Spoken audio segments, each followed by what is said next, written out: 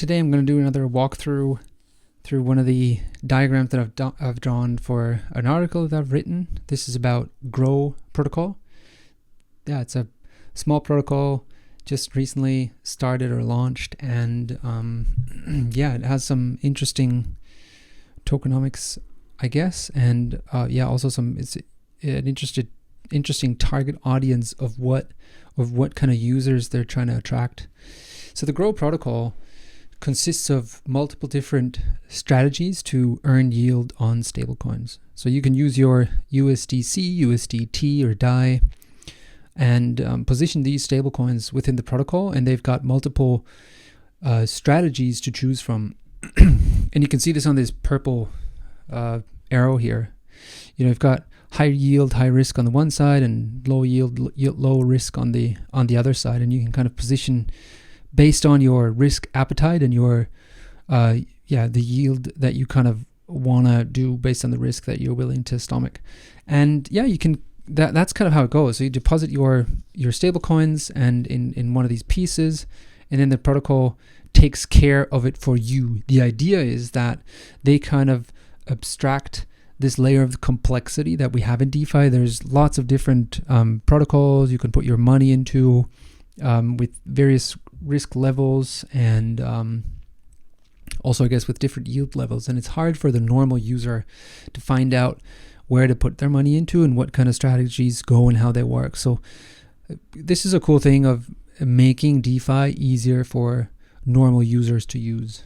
And well, yeah, so you deposit your tokens, and then within the protocol they have this tool called a risk balancer, because labs aside, but Vault and Powered, those are the two main tokens or the two main investment strategies. They are linked to each other. So on the one side, Vault uses PWRD is what the token is called, Powered, to leverage investments. And on the other side, Vault then is kind of an insurance for Powered. So what they do with this risk balancer, they take the tokens. Some users might put some in here, some might put it in there, some might split their portfolio into some of these, and then there's this risk balancer that will then use these tokens to invest them into various different protocols, right? So they might put some into Curve. On the trading side, they use lending protocols like Aave, and with that collect yield from these, and they have some smarts in there that they ensure that they're not overexposed to certain things, and generally have like an acceptable risk level. So they do that, and Powered, all these investments that are in Powered, they're kind of used to partially leverage the Vault side. So they're giving a loan to them so they can then put up some more into these and earn a higher yield.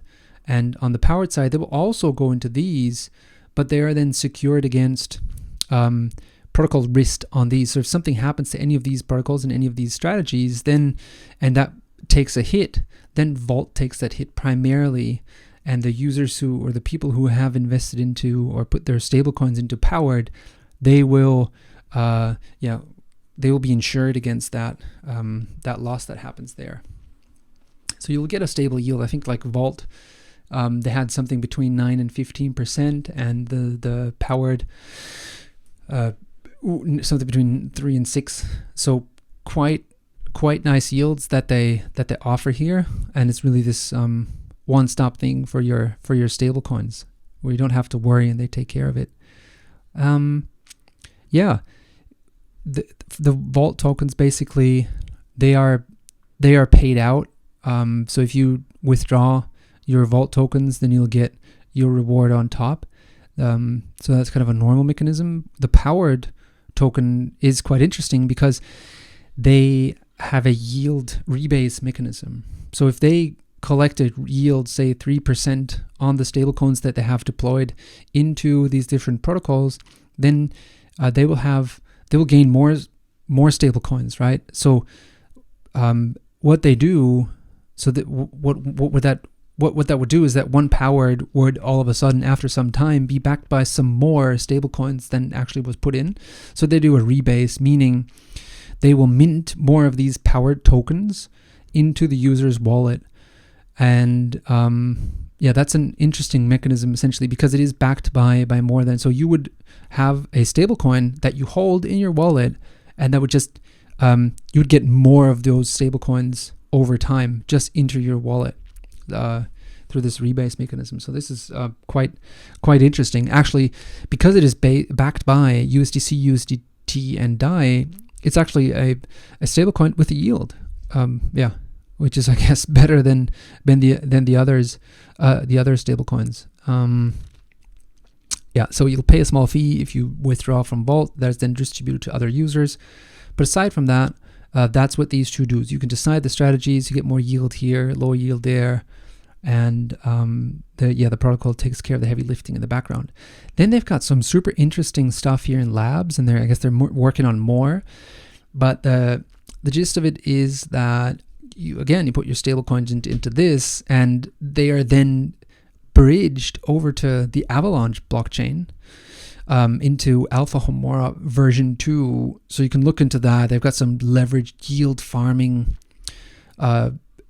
strategies that they run within this on the Avalanche blockchain. So you kind of have to bridge your tokens over, and then the magic happens on there. You get yield, and that can yield up to like 30-40%. So even if you're like keen on the risk side, you want to take some more risk but like do higher yields, then that's another strategy you can deploy your stablecoins into. So they have these three strategies essentially that users can use to judge their risk appetite. And then they have a DAO token, and that DAO token, some of the revenue goes into some of the revenue that comes from these strategies. There's a performance fee that then goes into the Gro DAO, and Gro DAO holders can vote on governance. And essentially they want to use that to buy more Gro off the market, to like share buybacks, right? They want to increase demand for their own token, and I guess the scarcity of it.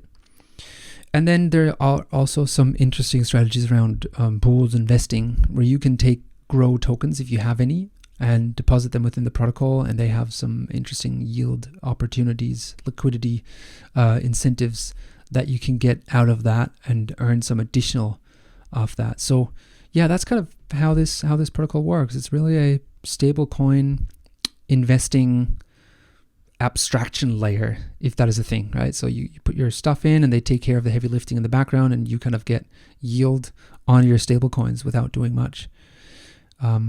Hope that was helpful. Thanks for watching.